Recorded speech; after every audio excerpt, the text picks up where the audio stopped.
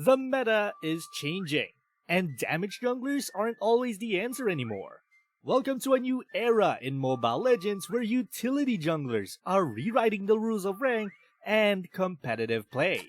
If you've been climbing the ladder using pure damage and solo carry mentality, prepare to pivot.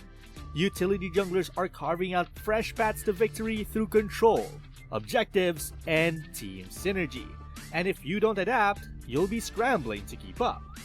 Welcome back to Mobile Legends News. Today we're breaking down the utility jungle role, what it is, why it's blowing up in the current meta, and how you can master it. Instead of chasing kills and topping damage charts, this style focuses on map control, objective securing, and enabling your team to shine. It's a shift that's catching attention in both pro and ranked matches. And if you want to stay ahead, you need to understand it now. Alright, let's get real. Many players struggle to adapt to this role, and for good reason. Traditionally, junglers have been about high burst damage, fast clears, lane invades, and solo kills. The mindset has long been clear your jungle, gank lanes aggressively, dominate your damage output, and snowball. But the pivot to utility jungling means you have to flip that mindset. You're no longer just the kill monster in the jungle. You're the control hub for your team. One big misconception? That the jungler must always top the damage charts. That thinking will hold you back. In a utility jungler role, you're often taking damage for your team. You're zoning enemies. You're forcing fights when the objective is vulnerable. You're rotating early to turtle or lord instead of just clearing camps. According to the wiki, a utility jungler is defined as a tactical doctrine where instead of focusing on farming and kills, the user instead focuses on taking down objectives and supporting the team. Now here's the challenge: balancing farm, map control, and team utility. If you spend too much time farming, you lose presence on the map and your team misses out on objective windows. If you gank too aggressively like a damage jungler, you risk falling behind because you haven't secured jungle economy or set up your team properly. If you go full utility but neglect your gold or XP, you'll be under-leveled when a fight breaks out. And let's not forget rotating, securing vision, contesting turtle or lord, predicting enemy jungle moves. All of these become much more important than simply kill, kill, kill. Another struggle is adjusting to team composition. If your teammates expect a damage jungler and you pick a utility jungler without cooperating, teammates may assume you're underperforming. You might have fewer kills, lower damage, but more assists or crowd control contributions. That difference in perception often leads to tilt or confusion in ranked matches. And lastly, execution. Utility junglers often require better timing, map awareness, and macro thinking. It's no longer about flashy one-shots, but about setting up your team for success by forcing objectives, denying enemy rotations, and controlling space.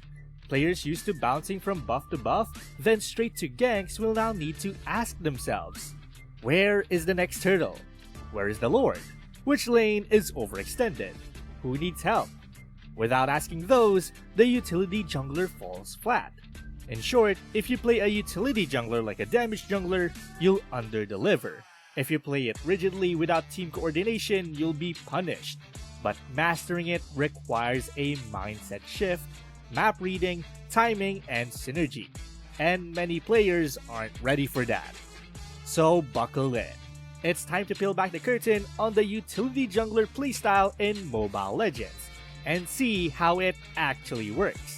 Think of this as if the classic damage jungler is a solo rockstar, shredding the guitar and going for a wild solo. The utility jungler is the conductor of an orchestra.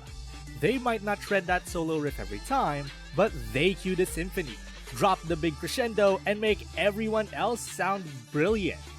Let's first take a look at what kinds of heroes thrive as utility junglers. We're talking heroes who aren't only chasing kills. They're managing objectives, zoning enemies, and setting the map up for their team. According to a recent jungler role guide by One Esports, junglers continuously rotate the map to clear creeps and secure objectives. significantly impacting the team's economy and standing in the game.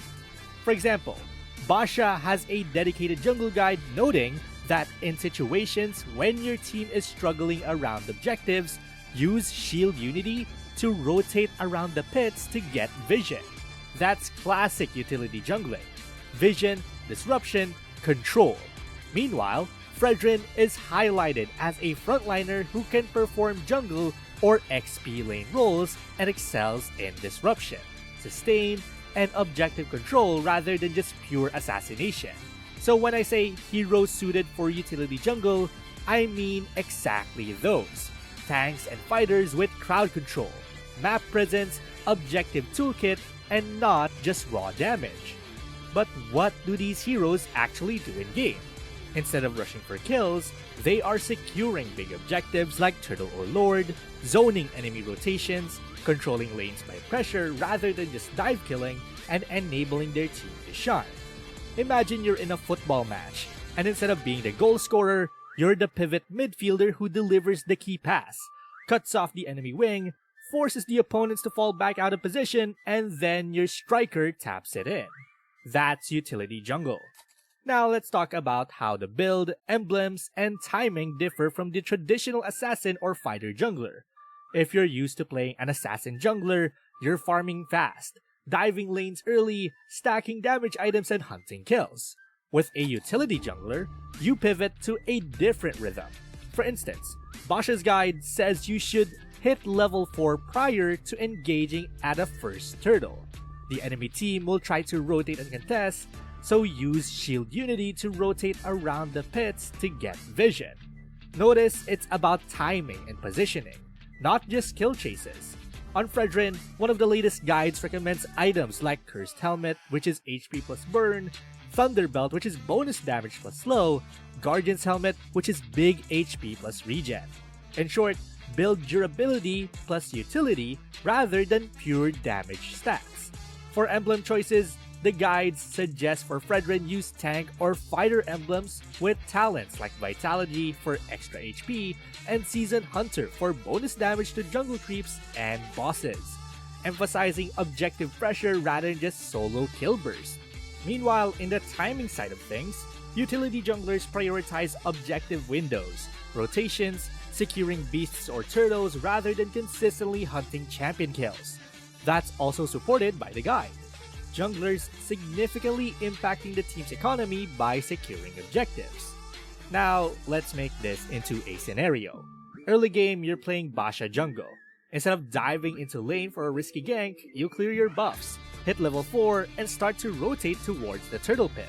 You use Basha's Shield Unity to roll into position, gain vision for your team, and maybe deny the enemy jungle or contest their buff.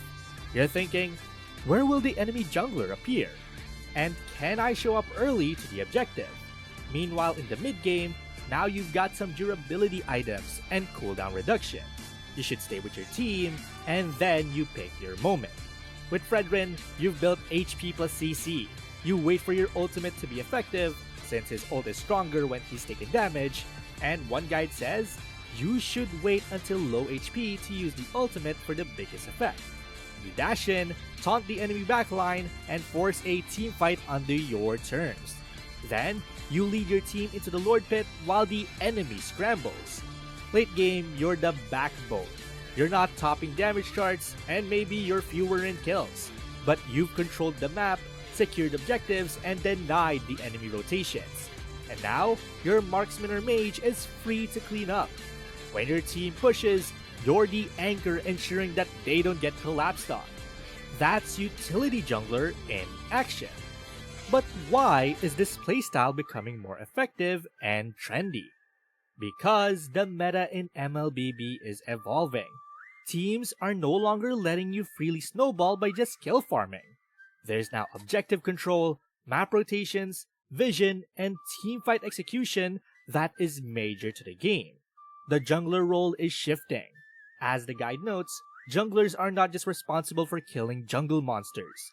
They continuously rotate the map and secure objectives. Also, modern hero builds and patches have made strong frontliners more viable in the jungle. Heroes like Fredrin and Basha are getting attention as tank fighters in jungle picks rather than pure assassins.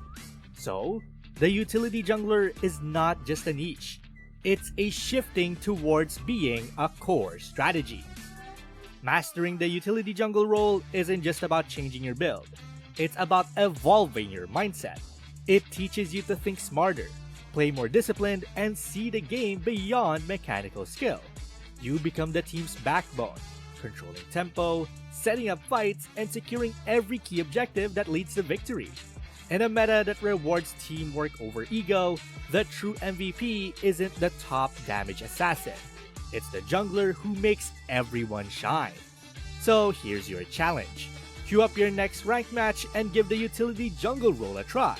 Experiment with heroes like Fredrin or Basha and see how it changes your entire approach to the game. And don't forget to subscribe for more MLBB strategy guides and the latest meta breakdowns. Till next time!